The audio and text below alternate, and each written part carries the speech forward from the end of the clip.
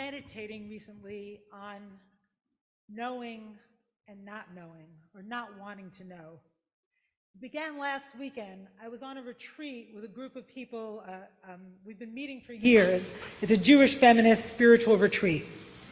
And during the retreat, two people from the group, Joelle Novi, a climate activist, and Judith Plaskow, some of you have heard of her, a theologian, a Jewish theologian, led a session on, not surprisingly, climate theology. During the session, the topic of not wanting to know came up. At some point, I raised my hand and I confessed, I don't want to know.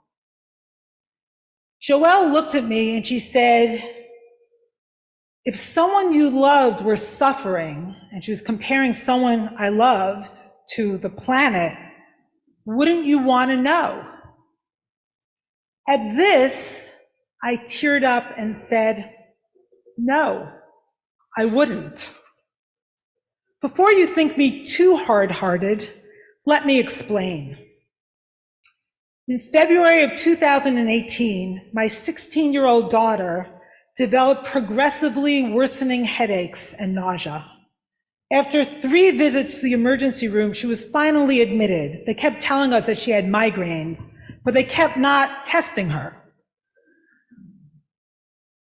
Then, while I was sitting by her bed, she started having seizures right before my eyes. I ran out of the room screaming, and a team of doctors ran into the room. They took her for brain scans and discovered that she had a tumor growing through her nose into her brain. I will tell you now that I could not believe that what was happening was happening. I did not want to know what I knew.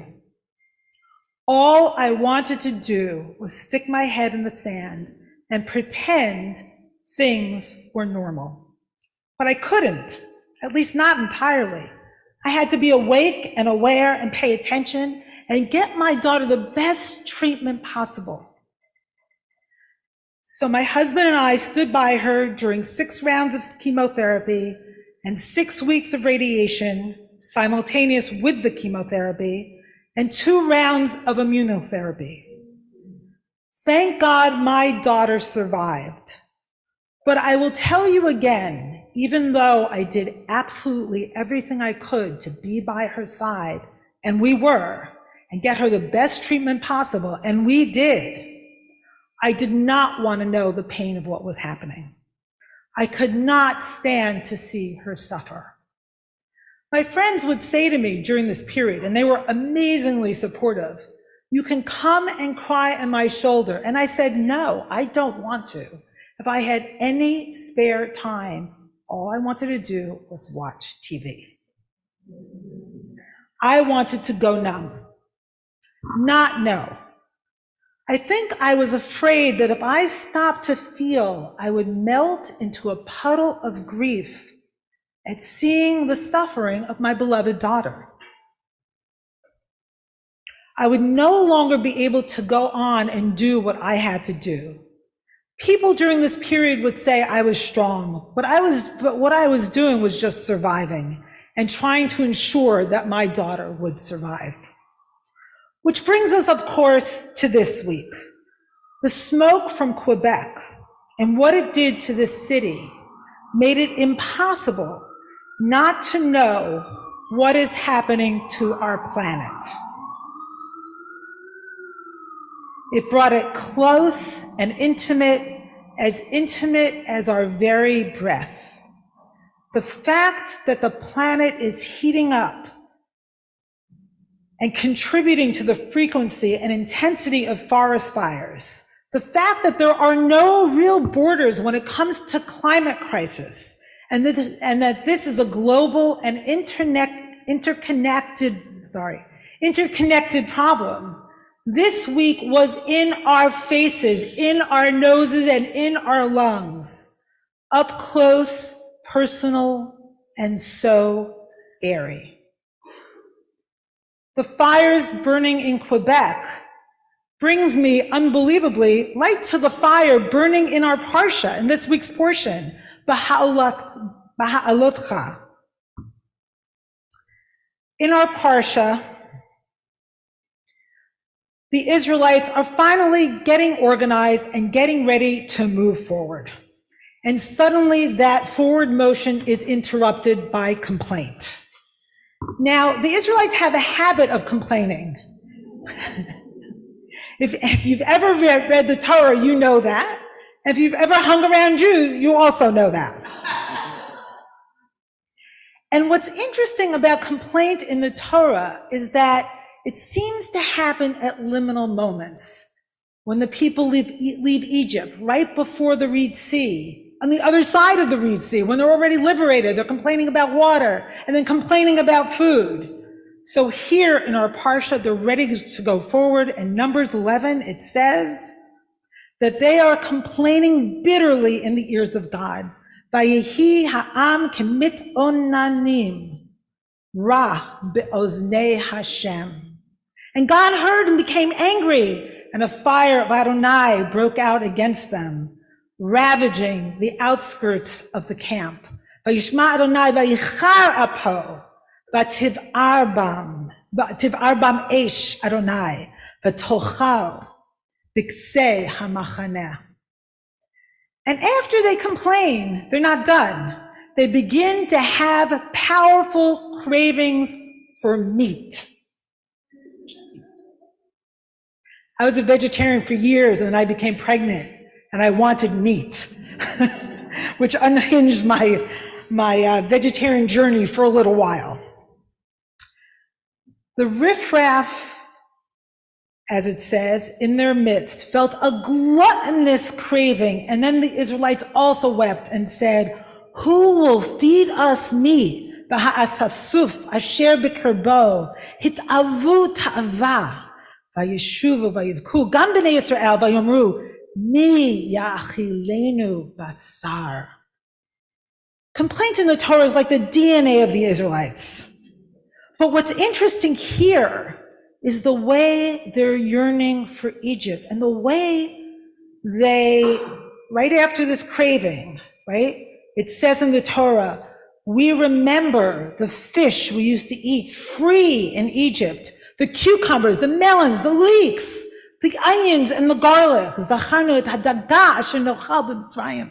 Chinam et hakishuim, et ha'avatachim, ve'et hachatzir, ve'et habitzalim, ve'et hashumim.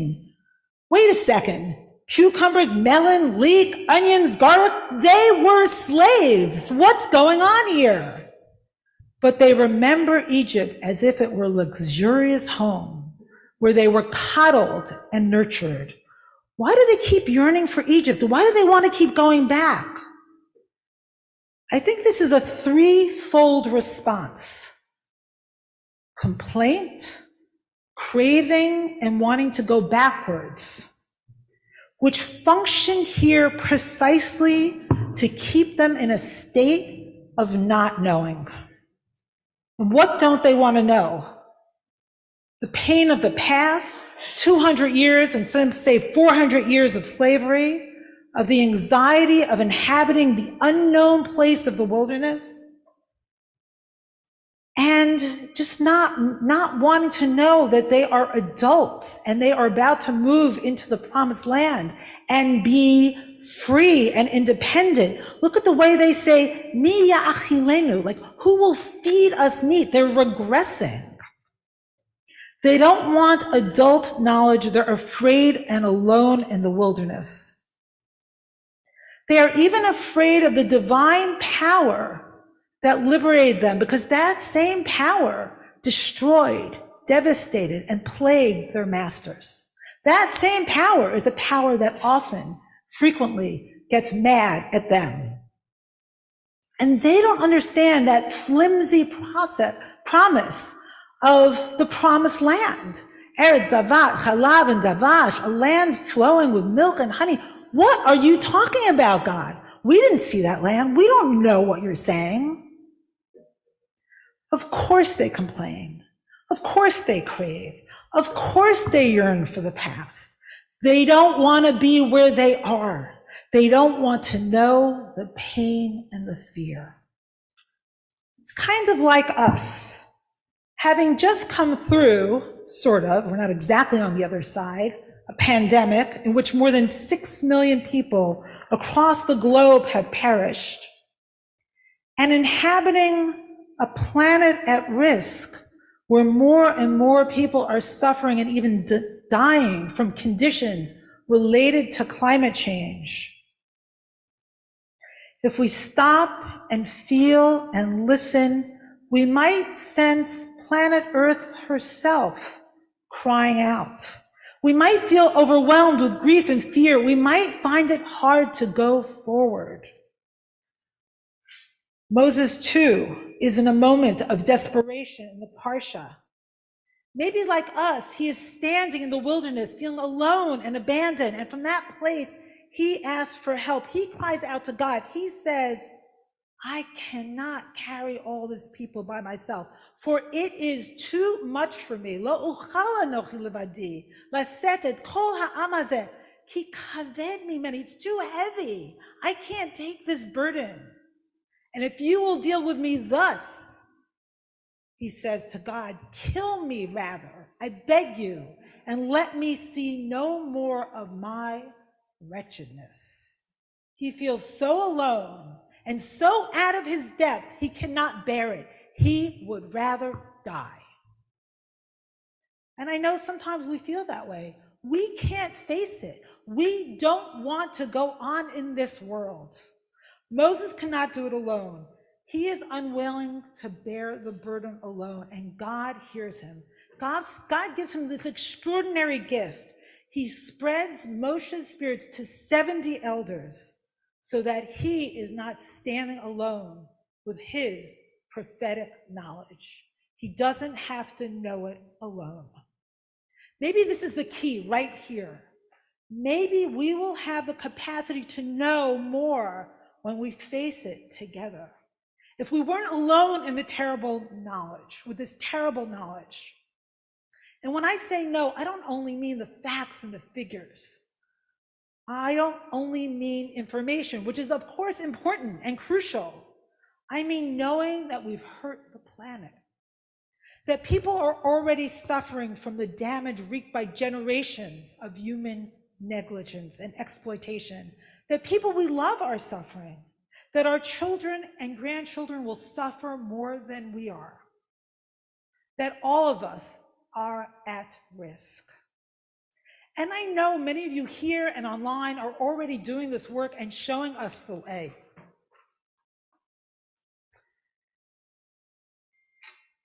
During the Holocaust, there was an amazing diarist named Etty Hillesum.